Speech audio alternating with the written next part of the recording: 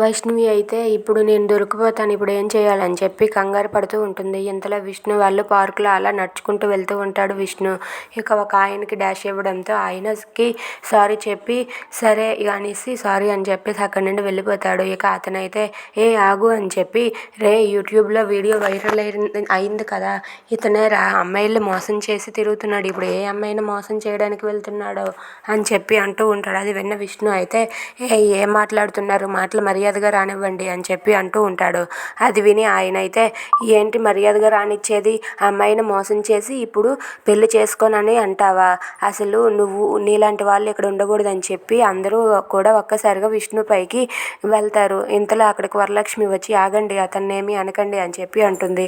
అది విని వాళ్ళైతే ఇంతకీ నువ్వెవరమ్మా, అతన్నేమి అనద్దంటావు అని చెప్పి అంటూ ఉంటారు.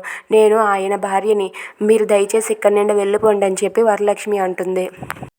అది విన్న విష్ణువర్ధన్ అయితే అలా ఒక్కసారిగా వరలక్ష్మి వైపే చూస్తూ ఉండిపోతాడు.